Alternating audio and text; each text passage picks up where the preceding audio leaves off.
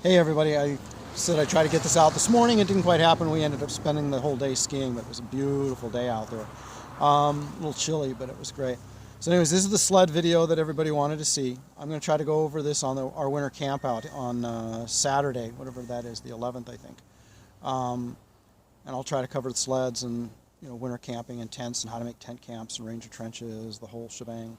But what I want to do is cover a couple bits on the sled here. JR and several of you wanted to know how they work. These are the sleds that I've used on a lot of different expeditions. This one sled has lasted all of my expeditions. And so they hold up really, really well if you make them. So I'm going to go through some features with you and then I'll show you sort of how it works. So bear with the bad camera work. I'm doing my best here. All right. It's just a normal old Paris Gladtoboggan sled. I don't know if you can make out the Paris there. This is sort of the two-man model, I guess, or whatever. It used to have two handles on it. You can see the holes there for a handle and then back there for a handle. I pull those out and then I run. Remember, I use this on Denali and doing lots of glacier trips and things like that. So its advantage is that you're not like just tying stuff in that can get lost in the snow. The whole thing is got a rope running around on the underside here, as you can see. It goes all the way around.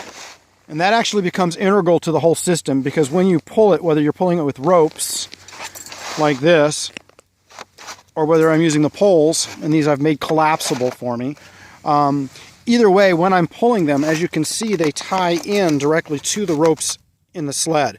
So if the sled should drop down a crevasse or whatever, the load doesn't dump down the whole tube because your sled bag is then anchored in solidly here to the sled, both front and in the rear there, at the rear loop. So the whole rope system and lashing system absorbs the energy of the fall. And on Denali, typically we're looking at between like a 45 and maybe a 70-pound sled. So that's a pretty good shot on these sleds. And this is the same sled that I've used on, masses of expeditions here. And lots of winter camping. This one's designed so that it works with, like I showed here, with a rope pull or poles. We designed it so they can attach to a belt that goes around the backpack, or in this case here, just a separate backpack belt.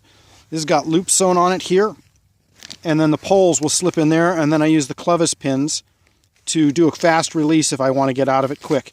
Makes it real handy. Sled bag itself, yes, anything works.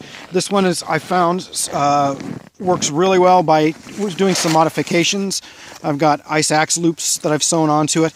I've pulled the zipper end off, and I've got double two-way zippers. So I've got a zipper on this end, and I've got a zipper down here at this end. And this allows me that even though it's on the sled, if it's in a blizzard or whatever on the mountain, I really only have to undo one of my speed hooks here that just reach across and snap in like that, and they just sort of laces right up as you go.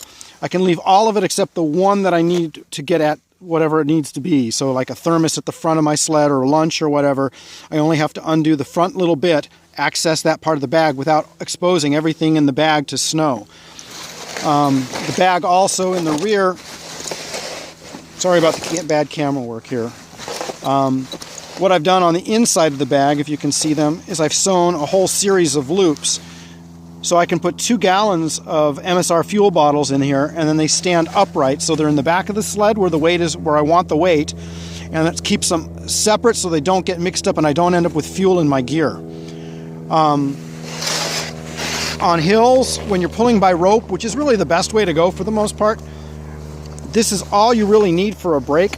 This is, I don't know whatever this is. It's about a 6-7 foot piece of 5 mil with knots in it.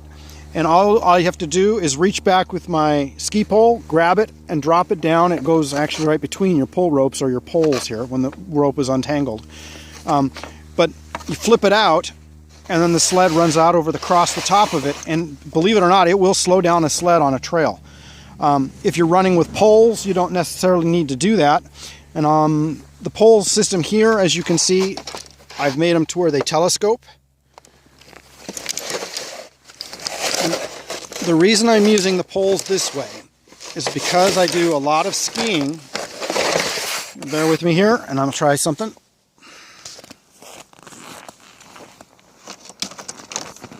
if you use two poles straight, the problem is as you go around corners, especially with a solid system where it's anchored real solid into the front of the sled, and I do have a sled I built that way, but for most of my pulling, this is the way to go. So it's sort of a loose joint. If you have a straight solid joint, when you walk around, you drag the front of the sled through the snow. If you take your poles, extended out of course, they would cross over, so left goes to right, right goes to left. Then, bear with me here, as you turn your hips to make a turn, try and show you here with a shortened pole. When I'm skiing or moving through the woods, as I turn my hips, it cocks the sled, so the sled follows me. I guide the sled around the corners so that it doesn't drag, the front end of the sled doesn't drag in. It stays in my trail much better that way. I'm not sure what else I can tell you on the sled here that's really quick. The lashing system is really the way to go with something that's fast. I use little Fast-Tex clips, so it's just a matter of snapping your clips like that, and your sled's lashed up. Plenty of extra cord here so that when the bag gets as big as the sled bag gets, I can just, with a clove hitch on the end, I can just let out whatever I need. Anyways, feel free to give me a call, those of you that need to know me. PTEX runners. Yeah, we can go through stuffing. Oh yeah, and one other thing. These have all got PTEX runners screwed on the bottom for tracking so that it does track. You don't want the runners going all the way to the front because then it tends to drag when you go around corners. This way here, the front end of the sled does help slip around as you go. I've done thousands and thousands of miles on, mountains and flat terrain and the Bering Sea, and it's these are the way to go. These sleds totally rock. Thanks a lot for watching, and if you got questions, get a hold of me. Thanks.